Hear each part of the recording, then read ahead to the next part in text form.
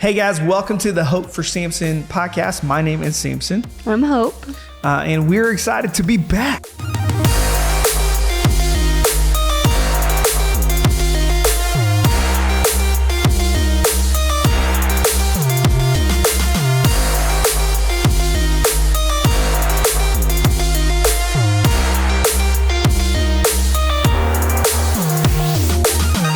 It's been a long time. It's been at least a year and a half since we've really had many videos going. So yeah. So where have we been?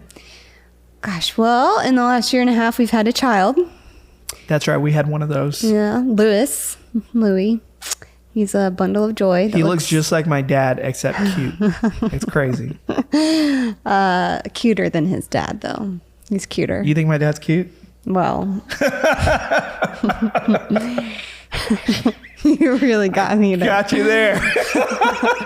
He's cuter than anybody, okay? He's just a cute baby. We'll show you a picture of him. Okay, he's adorable. Also, in the last year and a half, there was a pandemic, but I don't know if that's much of an excuse or an explanation. I feel like that's everybody's excuse, so we can do that one too. Oh, I guess. Yeah. But everybody seems to have started a podcast, and at that same point, we were like, you know what we're not going to do right now is our podcast because we're too... So, but also we built a home. We did. We're sitting in it right now. This little miracle right here. So that's been a lot of fun. Mm-hmm. It's been an adventure for sure. It's been a blessing. Yeah. And so we thought, hey, we're just going to jump right at it. Those are all our excuses where we've been. Mm-hmm. But we're back now. Yes. And we're planning to stick around. We're happy to have you. Okay. Until another pandemic hits, we're here. Okay. All right. So let's talk about it. What's been happening? So we have actually been getting a lot of questions about stimulus checks and just people seeking out advice on how to spend them, how to save them, what to do with them, how to know how much you're getting, that sort of thing. That's right. Can I just, potential disclaimer here right at the top. This is not a political conversation. No. So we're not going to, whichever side of the aisle you land on, if you're wired up right now, you probably just turn us off, find somebody else. We're not having that conversation. More or less, we're having a conversation because no matter who you are, you're probably getting some sort of stimulus or you've probably gotten some sort of stimulus. And so it's just a matter of what do you do with it from a financial perspective? Right. What do you do with any windfall that comes your way? So let's jump right into it. Jump right in. Okay. So when it comes to stimulus checks, there's been about $867 billion in total. That's a lot of money. That is a lot of money. Yeah. First, you had the CARES Act, right, in 2020. That's right. And then you had the Consolidated Appropriations Act in December 2020, and then the American Rescue Plan. That was in 2021. That is a lot of legislation right there. Yeah. Yeah. I'm typed it out for you, babe, so you can even help me out with a little bit of those numbers. It is on my phone. Thank you. Yes. And there's also the child tax credit. Yes, right. Which you can get a lot of money for that. We're, $300 a month if you have a child 6 or under. And I think 6 to 18 is about $3,000 a year. So a little bit less, but still substantial. Yep, mm-hmm. Absolutely. And so, there's a lot of folks wondering, okay, what do we do that? Here's the thing about money is, we're big Dave Ramsey people, and Papa Dave always says you got to give every dollar a name. We never, shameless plug for Papa Dave. Yeah. So we believe that if you don't have a plan for that money, if you don't have a plan for any sort of windfall that comes your way, then you probably are just going to blow it, right? Or you're probably not going to know what to do with it, and it'll almost feel like it's not there. And here's the other thing: it's guaranteed. Some of this is going to go away, right? And so if you're planning on getting a $300 check every month in your bank account, and you're creating your budget as if that were like a necessary part of what you need in order to survive month to month, that's a big problem. Yes. And so you are going to feel the hit whenever that goes away. And so treat it like a windfall. And so here, what do we do with it? So I thought, babe, I would start with a little bit of a life metaphor, if you will. Sure. Okay. And so this is a personal story of mine. So when I was in third grade, those are fun. Yeah. When I was in third grade, we were supposed to go on a field trip to Texas Stadium. Okay. Sounds like a jazzy joint. Yeah. Which is a skating rink, very well named after Texas Stadium where the Dallas Cowboys played. Oh, that's why you love this story. Yes. And so we were supposed to go to Texas Stadium. And I did not know how to skate, but I didn't want any of my friends to think that I didn't know how to skate. And so I clearly just decided to lie to them. And so I told all of them that not only could I skate, but I was pretty much like a pro skater. Like I was that good. And so everyone was excited. Like every day in school, all we talk about is, man, can't wait till we go to Texas Stadium and Santa shows off his killer skating moves. And so it was back in the 90s when like inline skates were like a big deal. Okay. I don't think they're a big deal anymore. But anyway, so got really pumped up for this thing.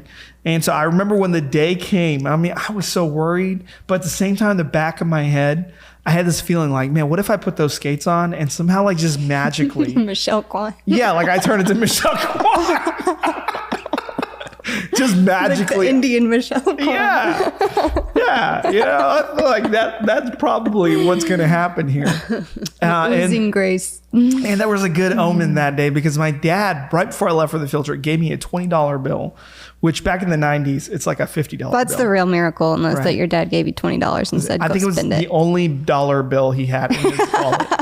But he gave it to me for my lunch. And so when I went, I rented the nicest pair of inline skates you can get at Texas Stadium because you can rent skates there. And I was like, okay, if I get the really nice ones, it'd be super easy and I'll figure it out so quick. And then I went out there and I fell on my butt. And I kept falling on my butt. And literally I spent all day on my butt. And all of my friends figured out that I had been lying the whole time. And so I decided to hide from them and I spent the rest of the $20 on the arcade.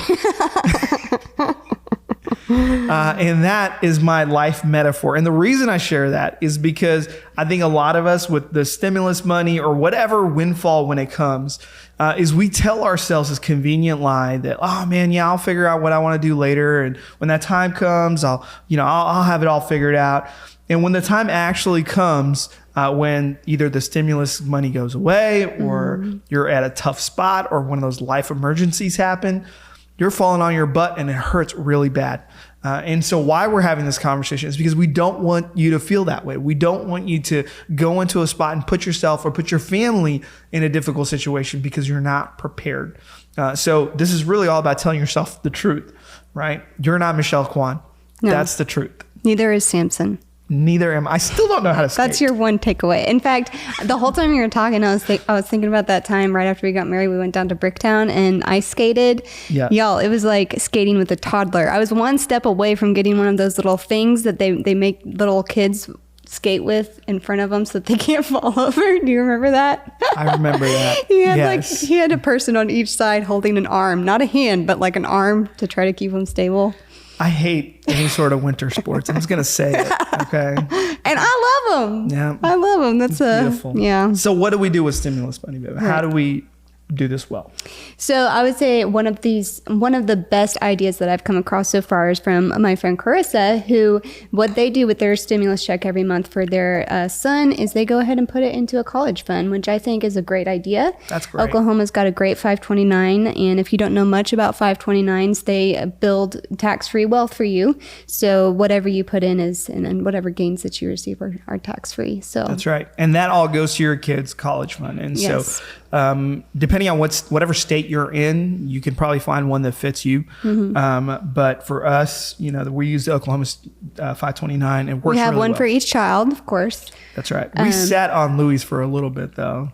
Yeah, like I'm pretty sure like the week that Charlie was born, we had it created. We were already putting money into it. Yeah. And then, typical second child. So a couple months in, we were like, did we do that? It was because he was so colicky at the beginning. Oh, he was colicky. That's another thing about the last year and a half. Colicky child. So. But also with the 529, you don't necessarily, it's for a college fund, but you can also use it in some certain instances for K through 12 private school if that ever becomes something that's necessary for y'all. So even in college, it's not just for tuition. It can be for room and board. It can be for laptops, really any school expenses. So you do have some freedom once it comes time to use it. It's not completely locked under tuition. That's good. Yeah. Okay. So what do you do next?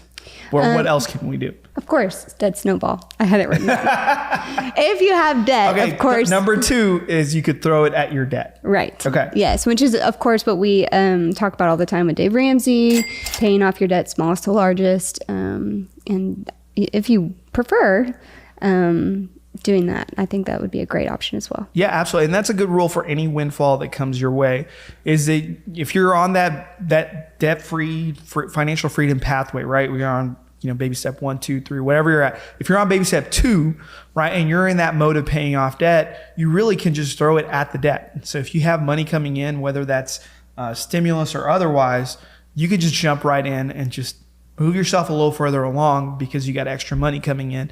And I know so many young people who are post-college, early married, who are trying to figure out what to do, because, one of the things that at the very top of this pandemic was like, okay, the government decided to freeze interest on those student loans. Deferred payments. Yes. And so you don't have interest collecting on that. And so if you didn't pay it, nothing grew, like it didn't grow. And so it's a huge benefit to have. And so they said, okay, well, what we'll do is we'll just throw our money into a savings account and we'll just grow that. And before the day comes where we know they're going to put the interest back on, we're going to throw the debt or throw that money at the debt. Just one big giant snowball. Yes. Yes. But here's the thing is typically that plan, you utilize that plan when you are facing a life event where you don't know what's going to happen. Maybe you're kind of at that point where you don't know if you have job security. You know that maybe there's layoffs coming at your company in 3 to 6 months, and you don't know what that's going to look like. So you're going to, instead of paying off debt in baby step 2, you're going to put that stuff away, and you're going to put it all in a savings account and save up so that you can, once you kind of know what the next step is, you can throw that at your debt and jump back in.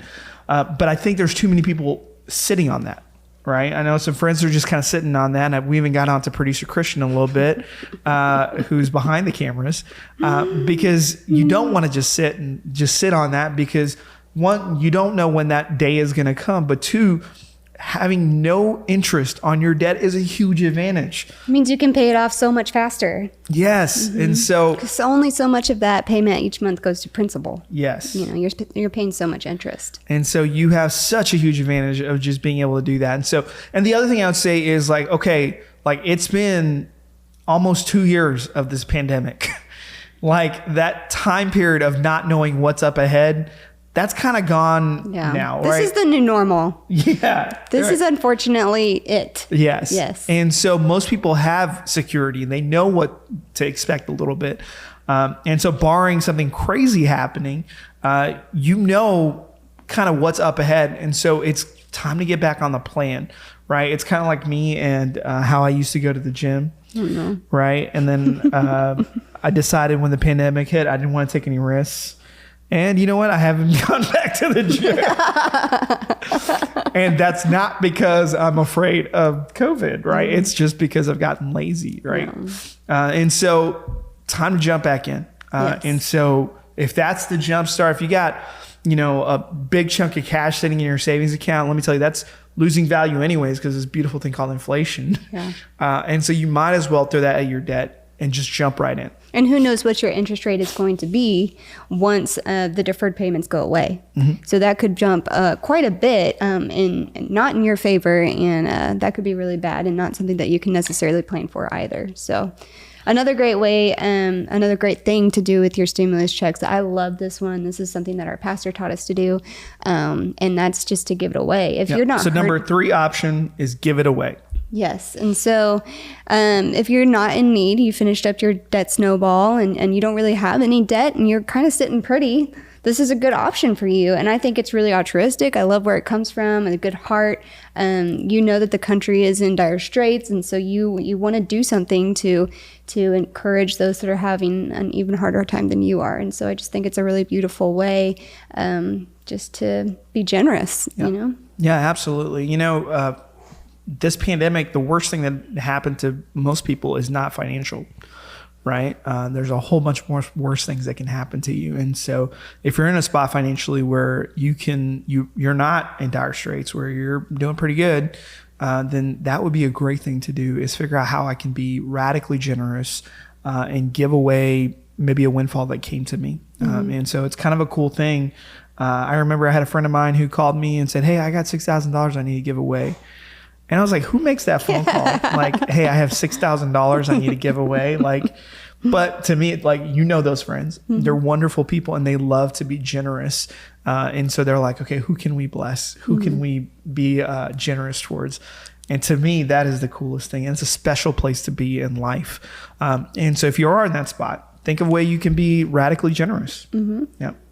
Another thing that people have been doing, and I'm not really sure how to interpret this, but about $1.2 billion has never been claimed or has been returned. You said billion? Billion with a B. Of the stimulus checks that went out. Checks, about 1.28 million families. So, yes. Million families or $1 billion? $1 billion, million families. Yeah. Gosh, okay. Yeah, it's a lot. Listen, if I got $1.2 billion and I didn't cash it, my wife would be so mad at me. I would. I would. Yeah. But I guess this may be something that people are doing out of another sense of altruism, just feeling like there may be a family out there that needs it more than we do, so we're not even going to cash in on this. I'm sure in reading a lot of this also has to do with people not having filed taxes or not being aware of it. And so that's why it's so important to know how much that you should have gotten, how much you should be getting in order to contest the amount that you did or did not get. That's right. Yeah. Or it could be just government bureaucratic ineptitude. Yeah. So I do think that was my slightly political statement. I'm sorry. Forgive me. This option does require you to have a lot of trust in Congress and how they spend their money. So if you're not going to claim that money, then it's going to go to them and who knows what they're going to spend it on. So I think that would be the little caveat I would add. If you're planning on not claiming it, you can probably come up with a better way to be generous by receiving it and then giving it away than leaving it in the hands of the IRS. Yeah. Okay, so those are some great ways that you can utilize the windfall as it comes to you, right? Whether it's stimulus checks or maybe an inheritance or, somebody just blessed you. You have no idea. But however you do it, the number one thing I think we want you to know is that we want you to be responsible, be good stewards of the resources that God's placed inside of you or in your hands because... I always like to think of money as much as we talk about money. There's a parable that Jesus shares in the New Testament, and it's a farmer who, he goes to sleep at night and he's thinking about how successful he is and how much seed and wheat he's got in his barns, and he's thinking all night of like how he's gonna, build more barns and collect all of his stuff. And then Jesus says, "You foolish farmer." And that very night, God takes his life, and he disappears off the face of this earth, and his kids inherit all of it, and they waste it all. It's a really encouraging tale. Yeah. That's a downer. They're downer like, why parable. are we saving money? Yeah. But I think what Jesus is trying to highlight is that, money isn't everything. In fact, it's very low on the priority of when it comes to God. And so wherever you're at and whatever you're doing watching this, just know as much as we talk about this stuff, it should be very low on your priority scale. And you might be thinking, well, maybe we should talk about it less. But I think the reason that we talk about it is because for a long time in our world, money has been and is an idol that people serve. And they make so much of their life revolve around money. And when you find financial freedom, when you live in a way where you put God first, you actually have tremendous freedom to follow God so that you're not prioritizing money over God. And so that's why we talk about this stuff, because it gives you tremendous freedom to talk about it in a responsible and manageable way. And so hopefully you have freedom in your life, and that freedom ultimately is found in Jesus. But I think outside of that, when it comes to finances, I hope that you have freedom there too, because that helps you have freedom to follow Jesus. That's right. Yeah. If you guys can think of anything else that you've been doing with your stimulus checks that you feel like were fruitful and beneficial to others or yourself, we really do want to hear about that. So if you can leave a comment, let us know. If you have any questions for us, please don't hesitate to reach out to us. We just love getting that stuff. So. That's right. And if you've been to Texas Stadium, put in the comments below. Okay. Yeah, I'm going to have to drop a picture of Samson at the skating rink as an adult. Don't do that. The internet's not ready for that. Thank you. Thanks for joining us, guys. We'll see you next time. See ya. Thanks so much for watching that video with us, guys. We really appreciate you, and we want to be here for a resource for you, so please feel free to reach out with any questions that you might have. Also, be sure to like and subscribe and hit that little notification bell so you can stay up to date.